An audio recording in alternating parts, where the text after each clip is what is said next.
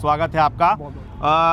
आप अगर शिक्षक ही रहते तब तो मैं ओझा सर करके ही बात करता, अब मैं ओझा जी करके बात करूंगा। सर तो मैं फिर भी कह दूंगा, सर तो सबको कह देते हैं। ठीक है सर, पहला तो यही सवाल है कि अभी तक जो है आपके सामने सब हाथ जोड़ते थे, नमस्कार करते थे। शिक्षक होता इतना बड़ा है कि सब देखते के साथ ही नमस्कार ओझा जी नमस्कार, ओझा सर नमस्कार।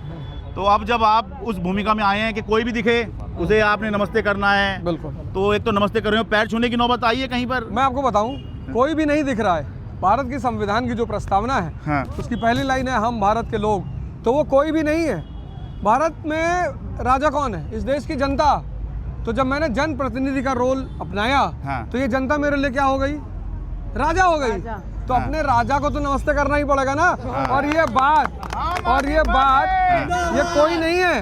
हाँ, जैसे कि लोग कहते हैं ना, कोई भी आदमी को आप हाथ जोड़ रहे हैं। हाँ। ये 150 करोड़ लोग इस भारत के देश के राजा हैं। हाँ। और मैं इनसे कहता हूँ किसी भी नेता को हाथ मत जोड़ा करे, नेता खुद इनको हाथ जोड़ेगा, क्योंकि वो इनका जनप्रतिनिधि है। हाँ, ये प्रैक्टिकल बात तो है, पर ये चुनाव तक ही सीमित रहती है सर।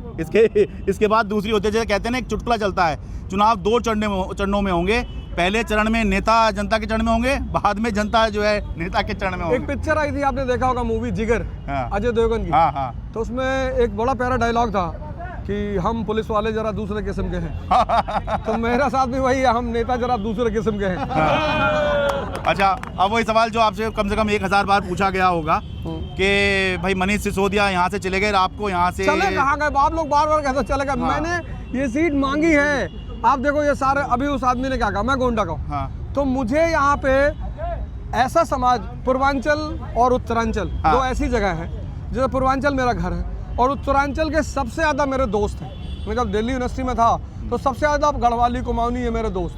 तो 2 ताकतवर समाज के लोग यहाँ बैठे हुए थे। तो मुझे लगा, और फिर मेरा परिवार E40 वेस्ट विनोद नगर अम्बेडकर पार्क के सामने, तो मेरा परिवार कम से कम 50 फैमिली वहाँ पे रहती है। अच्छा, तो इससे बड़ी ताकत क्या हो सकती थी? नहीं, लेकिन हम लोग ये सोच रहे थे, आप शिक्षा से जुड़े हुए व्यक्ति हैं, तो 2 सीट आपके लिए मुफीद होती, या तो तिमारपुर जहाँ पर मुखर्जी नगर में खूब बच्चे पढ़ते हैं जानते लोग, या राजेंद्र नगर में बहुत बच्चे तैयारी करते हैं। लेकिन आप आ गए ये पटपड़गंज का तो ऐसा कोई लेना देना ही नहीं है। पटपड़गंज सबसे प्यारी सीट है और यहाँ के लोग सबसे प्यारे हैं। जितना गुस्सा करते हैं उसका 50 गुना ज़्यादा प्रेम करते हैं। हाँ। वो अजय भाई खड़े हैं, आप उनसे बोलिए, बबीता बहन है, ऋतु बहन है, सारी बहनें हमारी, भाई जितने लोग खड़े हैं इनसे आप बात कर लीजिए। हाँ। तो ये सबका प्रेम मिल रहा है, और क्या चाहिए? लोग पहचान रहे हैं आपको बिल्कुल। अरे हम लोगों को पहचान रहे हैं तो वो हमको काहे नहीं पहचानेंगे? नासिर भाई कैसे मुस्कुरा रहे हैं। हाँ। बताएं। नहीं, और रवि नेगी कह रहे हैं, जो बीजेपी के प्रत्याशी हैं, कि मनीष सिसोदिया ने घंटी जो है अपने गले से उतारकर ओझा जी के गले में डाल दी है। रवि नेगी जी बहुत ही महान, रवि नेगी जी एक बहुत ही महान शख्सियत है। हाँ। संत पुरुष है। मैं जहाँ जाता हूँ लोग कहते हैं भैया वो तो परमात्मा टाइप के आदमी है। हाँ। तो उनके वचन तो अमृत वचन है, उनके वचनों पर क्या बोला जाए। आप मुझसे मुद्दों पे बात किया करिए। हाँ। आप किसी का नाम, मैं यहाँ आया हूँ अपनी पार्टी और अपने मुद्दों के बारे में चर्चा करने के लिए। तो चलिए आप पटपड़गंज के मुद्दे बताइए कि किन मुद्दों पर जो है आप काम करेंगे, वही बताइए। मैं 4-5 मुद्दे आपको बताता हूँ। हाँ। एक मुद्दा जो उस पर काम बहुत अच्छी तरह किया जा सकता है, हाँ। हुआ है लेकिन और किया जा सकता है, वो है पार्किंग का मुद्दा। उसमें अभी काम किया जा सकता है। हमारे यहाँ एक अच्छा पार्किंग एक है, थोड़ी बहुत समस्या हमारे पास है।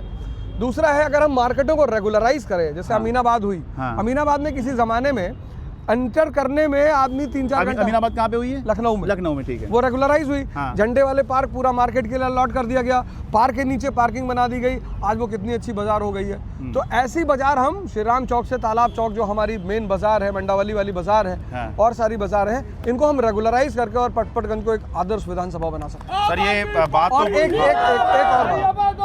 एक और बात, मतलब मैं जब भी यहाँ जाता हूँ, जनसभा करता हूँ, तो मैं यहाँ के लोगों से कहता हूँ कि मैं आपके बच्चों को भटकने नहीं दूंगा। उनकी दिशा दिखाने की मेरी जिम्मेदारी है, क्योंकि शिक्षा ने ही मुझे सब कुछ दिया है, तो उसको छोड़ा नहीं जा सकता। और चुनाव खत्म होते ही एक संस्था की स्थापना होगी पटपड़गंज में, जो निःशुल्क काउंसलिंग देगी, गाइडेंस देगी और कोचिंग देगी। आपने पार्किंग की बहुत अच्छी समस्या बताई, पूरी दिल्ली में ही है, और मुझे लगता है ये तो पूरे देश में जहाँ जहाँ शहरीकरण हो रहा है वहाँ पर है। पर पार्किंग से मुझे याद आया कि नई सरकार दिल्ली में आम आदमी पार्टी की बनी थी, तो एक सभा की गई, यहीं पे शायद इसी इलाके में थी, तो वहाँ पर लोगों ने पार्किंग का मुद्दा उठाया। तो फिर बहुत लोगों ने जो अपने मुद्दे बताए, तो फिर मनीष सिसोदिया जी ने कहा कि भाई देख लीजिए, पार्किंग आप लोग मांग रहे हैं, पर ये जो है जो